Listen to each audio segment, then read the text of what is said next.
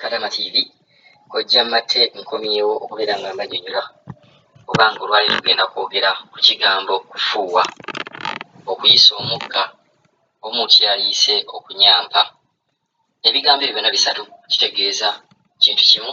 Ennaku zino abantu baba bakiteeka ku leve endala, bagamba nti omuntu akutte ku katima oba ayisizza omukka.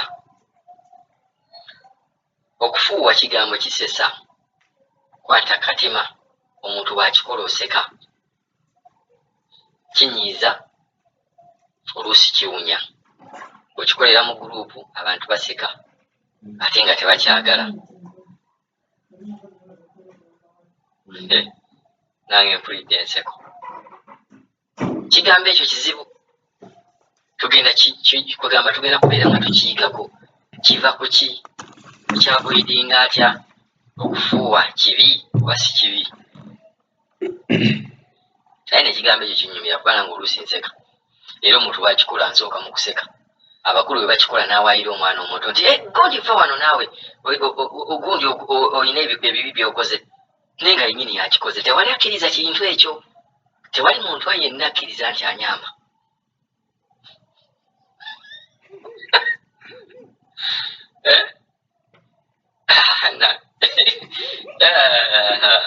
Kanezekere naye tewali muntu yenna akikkiriza nti akikola. Naye munansonyiwa n'ekigambo ekyo oba abantu abakikola, ffenna tukikola. Nange Kojja mate nkikola, naawe okikola wennyini gwawuliriza, naawe okikola. Naye ekigambo kino oba ekintu kino ng'okikoze, lwaki okiwaayira munno? Tewali akikkiriza.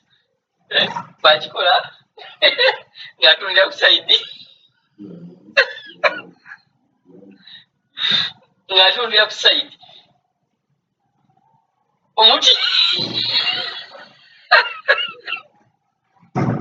omuntu yenna abeera muyalugwamu. Kulanewunye ekintu kyokoze lwaki okiwaayira munno? Wafuuye naye ate mu kufuuwako ate owaayiriza abalala. Lwaki tokkiriza nti ofuuye? Kkiriza nti ekintu okikoze, nti ekintu okikoze.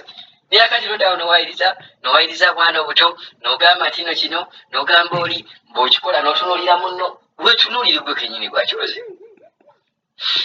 Ekintu ekinsesa nnyo bane munansonyiwa, naye katugende mu kuyiga kwaffe. Njagala mbabuulire nti ekintu kino kuba topika eno nene nnyo, era mbadde njagala njiwa obudde. Topika eno nene nnyo. Olwaleero nnyinza obayigiriza kiri kitya kyonoona kitya omukwano, ate ng'olaba ekintu kiri nnomo, naye nga njagala otegeere nti gwe kennyini ompuliriza buli lunaku ofuuwa. Nze nfuuwa. Pulezidenti, bavayisi, baani, kaani, yenna. Buli muntu yenna gw'olaba, buli lunaku alina okufuuwa. Ate ekintu kino kyemutamanyi, ekintu kino laba mukyewagana, naye buli bw'ofuuwa manya nti ino sisitimu ye y'omu lubuto ekola. Omuntu yenna n'ongamba nti tofuuwa yeewulira constipation, naye nga buli muntu yenna ku nsi afuuwa. Oyinza okulowooza nti gw'osinga okufuuwa, naye jasi lwakuba nti oyinza okuba nga okiwa obwongo, bw'okikola n'ogamba nkikoze. Naye ng'ate abantu abo bona ne babboosi abo bamama abababa baani bona bafuuyi. Kyamala emirundi bagamba bona banyampi. Buli muntu yenna gw'olaba ku nsi yenna munyampi, oba taatawo oba maamawo oba ani, buli muntu yenna ate buli lunaku olina ekikola. Ate ennomo y'ekintu kino kikola kiri wakati w'emirundi 5 okutuuka ku mirundi nga 15 ne bwe gaba 3. Naye kiva ku ki? Okubeera ng'omuntu ofuuwafuuwa. Ekintu kino kiva ku mukka gwe tuteeka mu mubiri, omukka gwe tumira nga tulya, kyekintu ekyo tuleetera okubeera nga tuteeka mu gaasi mu lubuto, n'emmere gye tulya. Bagamba nnyo nti emmere eno ddagala. Emmere eyo gy'olya ddagala ate butwa. Emmere osobola okugirya naye ate neerwawo nefuuka butwa. Tekintu kyonna ekirungi kivaamu ekibi, kisinziira engeri gy'okikuttemu. Kisinziira engeri gy'oba okikuttemu. Naye okulya ng'oyasama nnyo, omukugo ne gubeera nga guyingira, ne gugenda mu digestive system, ekyo kyokka kikuleetera okufuuwa. Emmere yonna gy'olya, oba emmere gy'olya, ngenda kubagulira ebika by'emmere bye tulya ebituleetera nabyo okufuuwafuuwa. Kana muliyo mu kiyumba ky'Omuwarabu, olina otambula oluse batabaawo nogaa kati kanfuuwe. Tegeera oluusi tugaa kakusimattuze, kayinza okusimattuka ng'oli ne baba ne bamapu oba omwana akikola oba baba akikola ne bawayiriza gwe Kadaama. Tewali muntu ayiriza kintu ekyo nti no bayakikoze. Oli mu bibiri n'omwagala awo mwebase naddaawo n'afuuwafuuwa. Oya ogamba omuntu gwe njagala story ki nga muli mbuliri ngenda babuulira ate ekintu ekyonoona kitya era osobola kyavoidinga atya ng'oli n'omukwano gwo nga muli muliri. Kale katugende, njagadde bagamba nti nekintu kino kiri nnomo, tekirina buzibu, si bulwadde, buli muntu yenna akikola, nze nkikola, gwe okikola, buli muntu yenna ku nsi gw'olaba akikola. So tolina tubagamba sijja gamba tolina kikkiriza naye tulina obyegaana nga bwe bagamba nti abantu abakulu omwana omuto bw'abirabawo yaba akikoze. Kadaama bw'obeerawo omuwala bw'agenda gamba Kadaama yakutte katima naye nga yakakutteko naye nga nawe Kadaama gennyini okikola. Okikola ne mufumu oyinza n'okuba oli eno waata butongole era okuba n'okuba gaasi. So gaasi alinomu ebintu ebivaako ebintu okubeera nga mutuufu na gaasi mu lubuto tubeera nga tumuriliizinga ne tumuta. Byebino ebintu bye tulya by'otagenderera. Kabeji ezo ze mulya zireetera okufuuwa n'okubeerera omukka mu lubuto. Emigaati egyo gye mulya egirimu konzi nagyo gireeta ddala fibre oyo abeeramu. Amata, waliwo abantu ng'amata kati nga nze ebintu byonna ebikwatagana ku mata ebyo kasitambirya bimpisiza ddala mubi mu lubuto. Olubuto lwange lubeera nga lufunamu gaasi munda.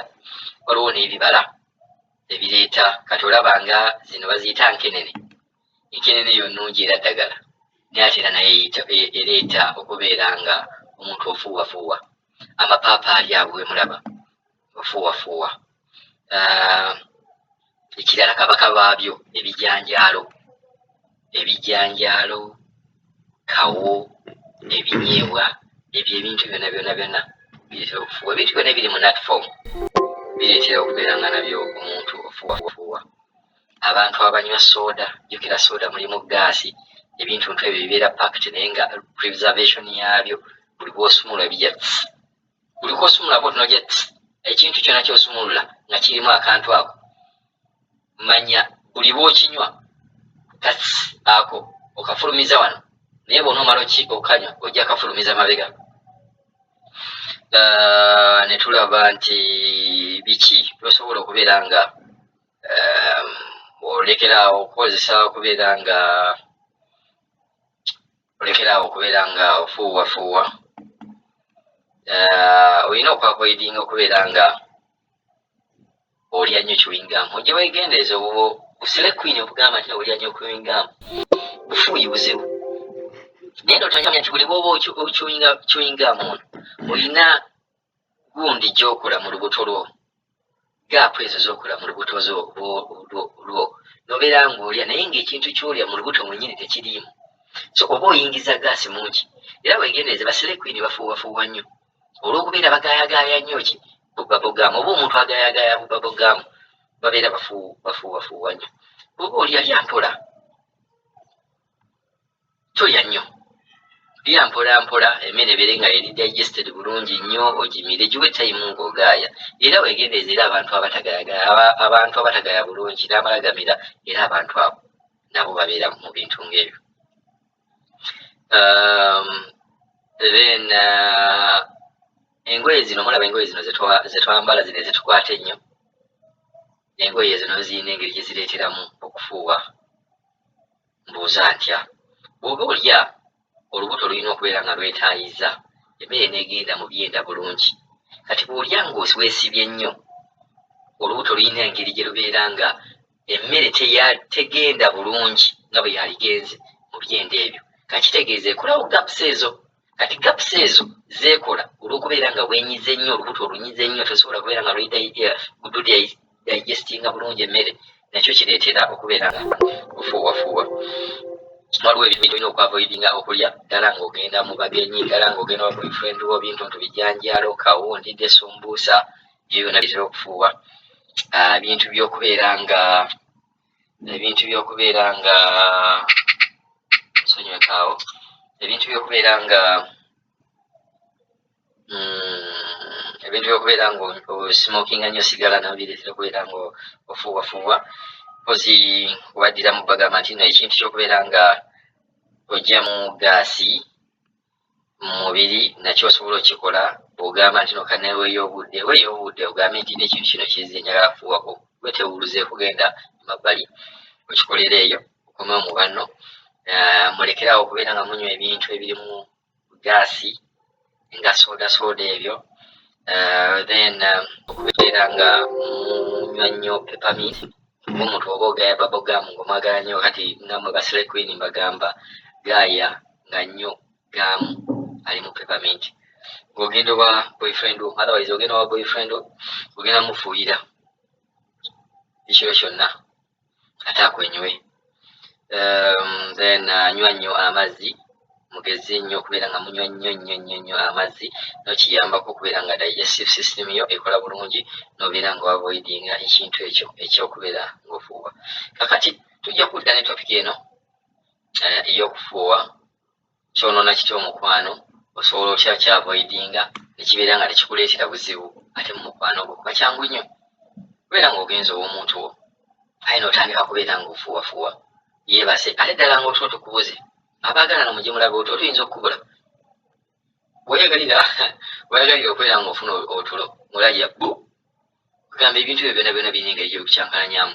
So tuyize ku bintu ebyo leero, naye ngenda kudda mbagambe okikola otya ng'oli mu buliri, mu ngeri y'omukwano okikoze otya okubeera nga ne bw'oba ofuuye ekintu kijja n'okiwulira nga kijja nga tikyasobola kuddayo, okikola otya n'okisailensi nga nekibeera nga tekiwogana.